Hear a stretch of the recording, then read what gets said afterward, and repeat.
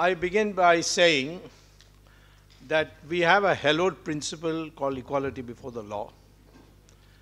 And Article 370 is an abrogation of that. It was introduced as a temporary measure. And the Constitution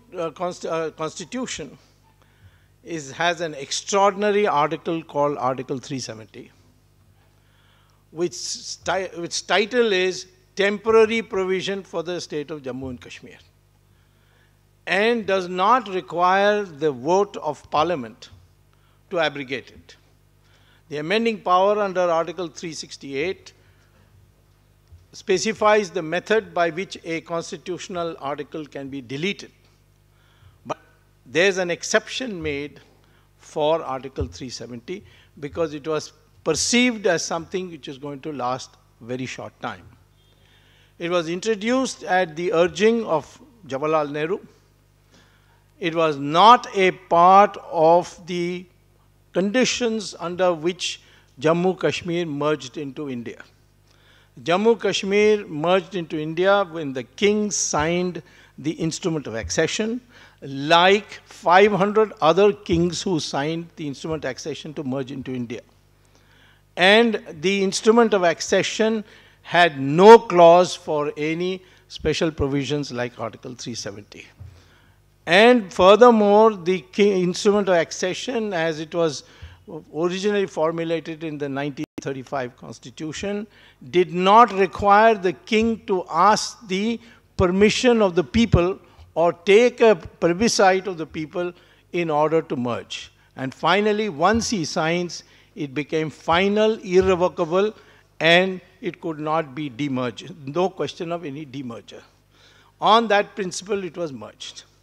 But Jawaharlal Nehru, very often, he never listened to anybody, but occasionally he listened to Edwin Mountbatten, and on that basis, he went to the United Nations.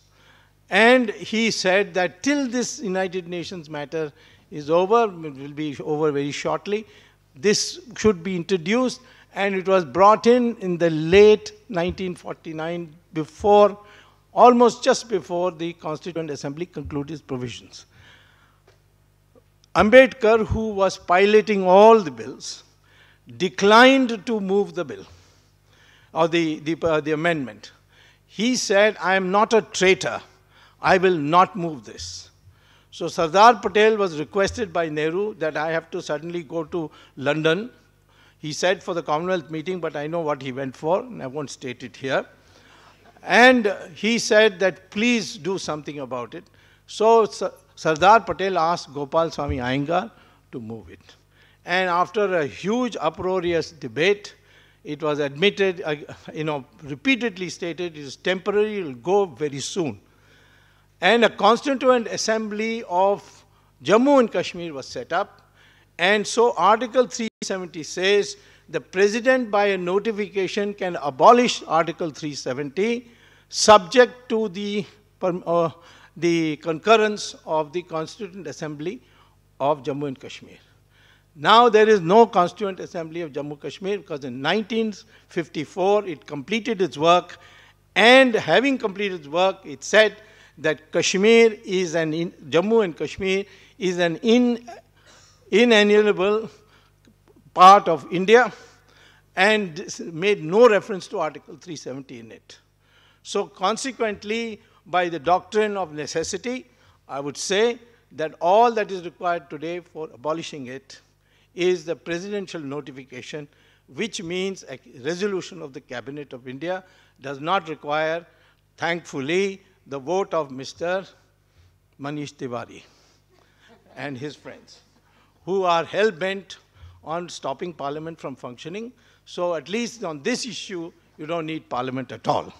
So consequently, I'll say that since no other state has got this condition, and that it was supposed to be temporary, more than 70 years, almost 70 years have elapsed, and therefore, the country should be integrated once again as required under Article 14.